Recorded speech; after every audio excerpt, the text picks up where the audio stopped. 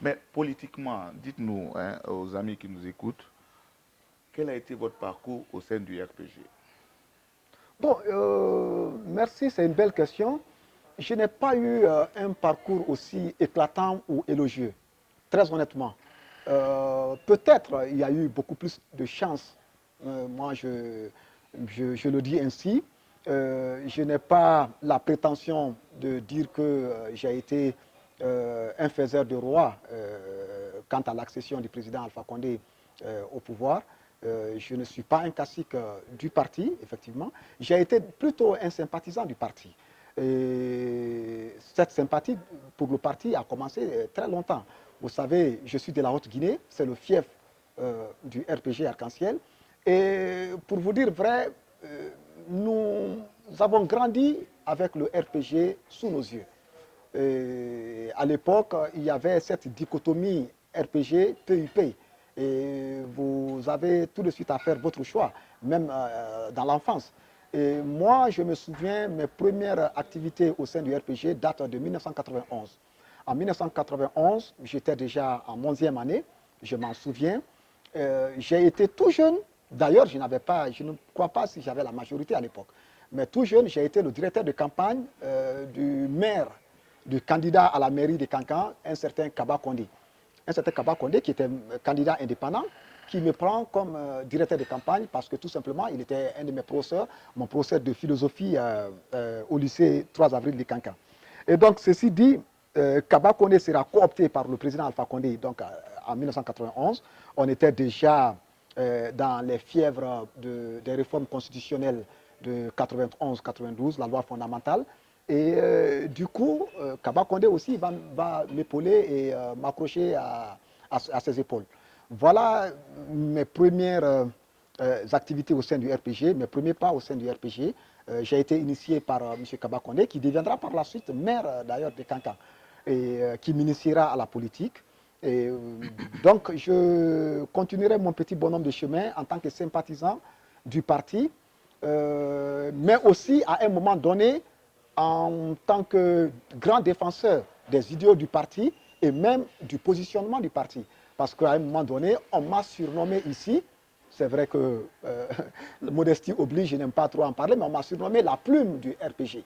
On me surnommait ici parce que j'écrivais beaucoup, je concevais beaucoup d'articles pour le RPG et j'étais dans la défense des idéaux du parti. Me mettre au grand jour, sortir au grand jour avec le RPG, cela viendra dans le sillage des années 2014-2015. En 2014, j'avais beaucoup écrit déjà pour le RPG et nous étions dans les fièvres électorales de 2015. Et en 2015, le Premier ministre Ibrahima Kassouri Fofana me fait appel pour devenir conseiller politique dans son directoire de campagne. C'est là où, effectivement, j'ai joué un rôle capital ou central dans les activités du parti RPG. Et c'est le seul rôle significatif que je peux m'attribuer au sein du RPG. Maintenant, euh, vous avez créé un parti ou un mouvement.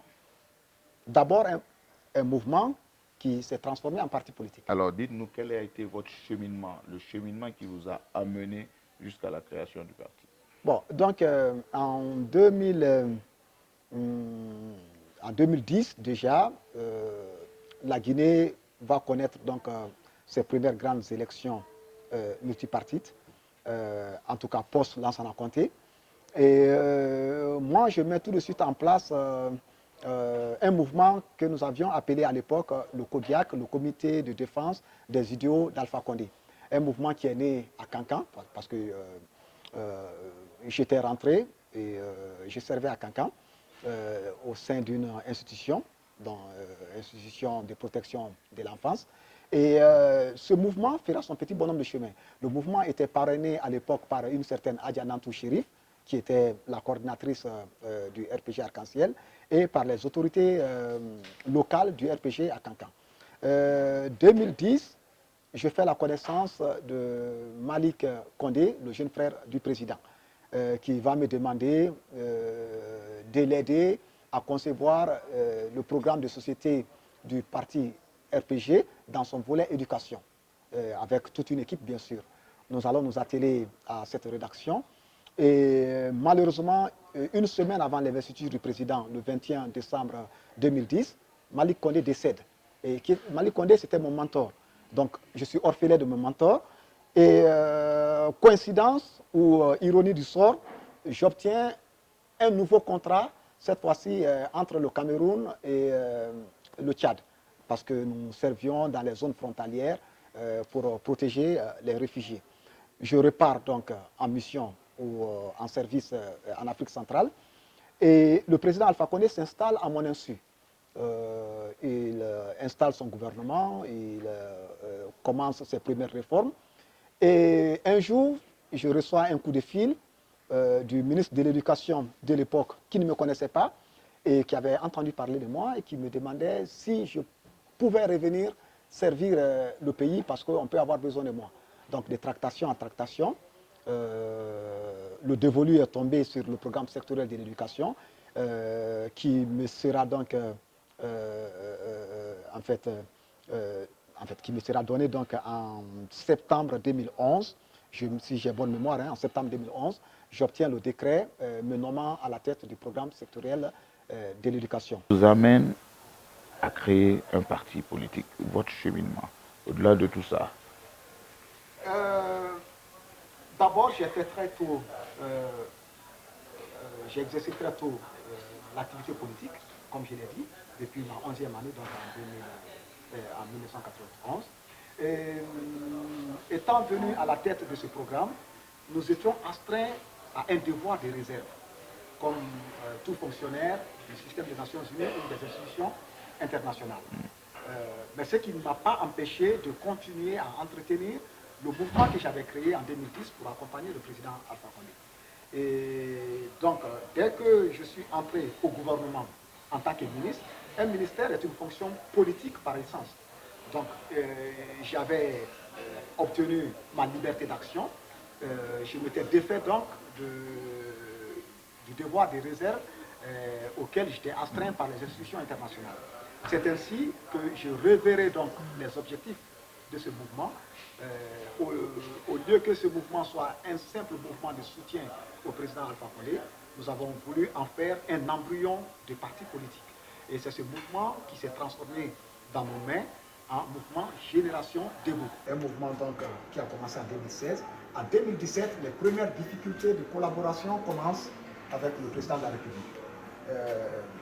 On va présenter le mouvement au président de la République comme étant un parti politique. Tout de suite, ce n'était pas un parti politique. Et du coup, on va d'ailleurs lui présenter comme un parti politique de l'opposition. Le président mène ses enquêtes. Il me fait d'ailleurs convoquer.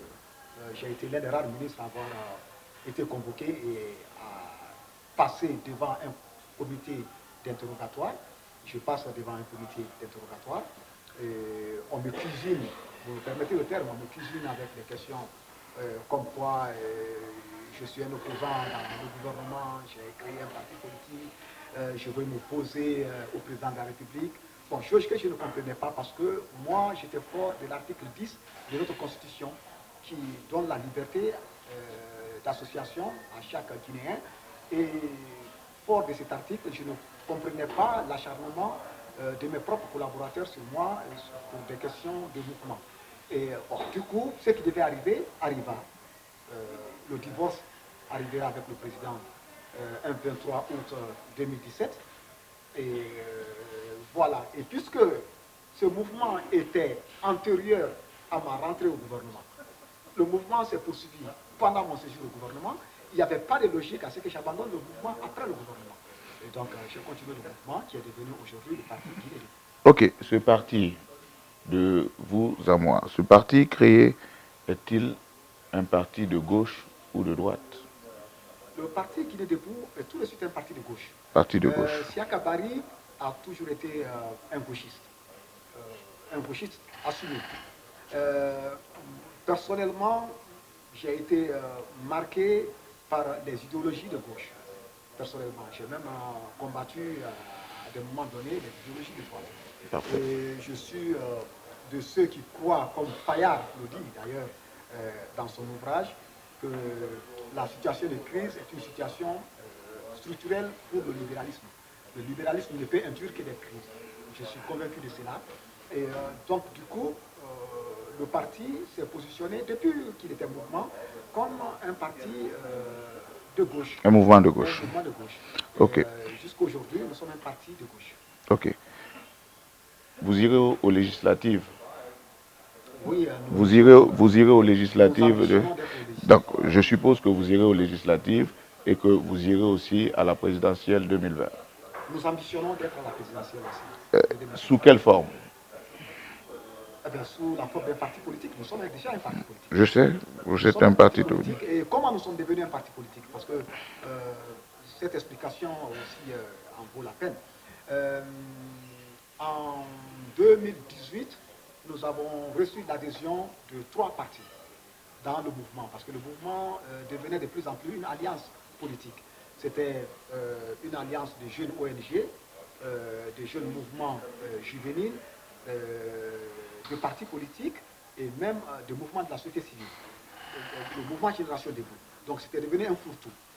En janvier 2018, nous recevons l'adhésion de 3 partis politiques. Parmi ces partis lesquels politiques, nous avons eu le MPDG, qui est le Mouvement Populaire Démocratique. Voilà. Nous avons eu 2 autres partis dont je ne retiens pas ici le nom, plus d'autres mouvements de soutien au mouvement juvénile. Et donc, après vérification et évaluation de ces partis-là, nous avons jeté notre dévolu sur le MPDG, qui était, lui, un parti de gauche, qui était un parti sociodémocrate. Et à cause de la conformité des visions, de la conformité des stratégies, de la conformité d'objectifs, nous sommes allés avec ce parti qui a organisé le 18 novembre 2018 son 7e congrès, parce que ce parti a eu son agrément depuis 2011. Et à l'issue de ce 7e congrès, j'ai été élu à la tête donc, de ce parti. Et en même temps, parmi les clauses du congrès de 2018, il y a eu le changement de dénomination de ce parti qui passe de MPDG pour devenir parti Guinée. Ok. Vous comptez donc faire des scores. À votre avis, où est-ce que vous aurez les meilleurs scores? Où est-ce que vous allez avoir les meilleurs scores? Bon, chez qui? Nous ne voyons pas cela en termes de score, très honnêtement. Nous voyons cela en termes d'implantation. Aujourd'hui, je peux vous parler de l'implantation. Je vous parle aux législatives. C'est lié. Où est-ce que vous allez avoir... Où est-ce que vous allez aller chercher? Un score est toujours où est-ce que... au degré d'implantation. Ce que je suis en train de dire, on dit la même chose. D'accord. Seulement, je dis, je ne veux pas épiloguer d'abord sur des scores. Je vois beaucoup plus le parti en termes d'implantation actuellement. Actuellement, si vous me posez la question, où est-ce que vous êtes le plus implanté, je vous dirais que nous avons fourni beaucoup d'efforts d'implantation en Haute-Guinée, beaucoup d'efforts. Pratiquement aujourd'hui, nous sommes implantés dans toutes les préfectures de la Haute-Guinée, dans toutes les sous-préfectures de la Haute-Guinée. Nous avons tout récemment attaqué les districts. Lors de mon dernier passage en Haute-Guinée, de ma dernière tournée, nous n'étions plus dans les sous-préfectures, nous étions dans les districts. Et donc, du coup, la Haute-Guinée devient la zone où nous sommes le plus fortement implantés. Mais ceci dit, pour avoir un maillage territorial et un ancrage national beaucoup plus fort, nous nous sommes attaqués à la Guinée forestière. Actuellement, nous avons près de 3 missions qui sont en train de sillonner la Guinée forestière. Une mission sur l'axe Kissidougou-Massata, une mission sur l'axe Nzérékoré-Lola-Yomu et une autre mission sur l'axe Nzérékoré-Bela. Et donc, cette mission est en train d'implanter le parti. Et donc, c'est là où nous comptons tirer pour le moment des scores en cas de législatif aujourd'hui. Mais cela ne signifie pas que nous abandonnons le Fouta et la Basse-Guinée, où nous sommes en train de faire... Exactement. Ma question, c'est quand je dis où, c'est chez qui. Et quand je parle de cette question, je ne parle pas sur le plan régional. Un parti, vous êtes un parti jeune, avec un leader jeune. À mon avis, et je pense que vous allez aller chercher des voix chez les primo-votants ou chez les seniors, chez les jeunes ou chez les vieux, chez les cadres ou chez les fonctionnaires. Nous ne pouvons pas rentrer très honnêtement dans ce clivage générationnel, très honnêtement.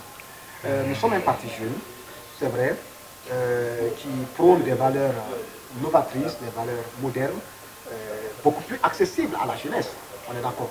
Et la cible privilégiée de notre parti aujourd'hui, ce sont ces primo-votants dont vous parlez, c'est cette jeunesse. Et le plus souvent d'ailleurs, la jeunesse défavorisée. Parce que qui parle de gauchisme parle de socialisme, et qui parle de socialisme parle surtout de la lutte contre les inéquités et les inégalités. Voilà. Et donc les inégalités ici, basées sur l'âge, en Guinée on le connaît. Nous avons des jeunes chômeurs qui sont aujourd'hui des grands adhérents à notre parti politique. Nous avons des jeunes diplômés, souvent avec des emplois précaires, qui sont des grands adhérents au parti. Nous avons même des jeunes étudiants qui viennent en majorité. La porte du parti est ouverte à toutes les composantes nationales en termes d'âge, tout comme en termes de profession. Bien que nous soyons un parti de gauche, nous privilégions le dialogue avec les couches les plus défavorisées, le prolétariat, le paysanat, le petit salariat, etc. Ça c'est vrai. Mais nous sommes même ouverts à ceux qui sont censés être dans la lutte de classe avec nous, c'est-à-dire à la bourgeoisie locale. Nous sommes ouverts. Non, Si les bourgeois locaux se sentent voilà, concernés par ce que nous faisons, ils peuvent adhérer au parti, il n'y a pas de souci. Mais il y aura quand même un petit problème. De gauche, vous êtes de gauche radicale ou de gauche centriste? Vous êtes centriste alors? Nous sommes centristes, voilà. Nous sommes aujourd'hui d'obédience socio-démocrate. Moi, personnellement, j'ai été de gauche radicale, je l'ai toujours dit. Mais un parti, ce n'est pas seulement le leader. Un parti, c'est quand même un parti qui porte l'aspiration des adhérents à la base. Et donc, du coup, les orientations données par la base ont fait que le parti aujourd'hui est un parti socio-démocrate. Mais je le dis encore une fois, la social-démocratie, c'est le socialisme teinté quand même de ces libéralismes-là. Voilà pourquoi j'ai dit que même la petite bourgeoisie naissante locale qui est en train de s'enraciner, si elle est prête à conjuguer avec le marteau et l'enclume, elle peut venir. Il n'y a pas de souci. Vous êtes donc pour... Vous savez, à la gauche, le principal agent économique, c'est l'État. Bien sûr. On est d'accord? Bien sûr. Merci. On en reviendra. Bien sûr. On en reviendra. Histoire pour moi, pour dire à nos amis de DSP que l'administrateur général Bouna est là. Il pourra prendre une ou deux questions que si on a le temps, il va les prendre et puis on vous posera ces questions des membres de DSP. Et on va arriver à la fin de cette séquence. Moi, en tout cas, en ce qui me concerne, je connais un peu mieux M. Siakabari. Nous allons aller sur l'actualité, les faits marquants de l'actualité ces dernières semaines.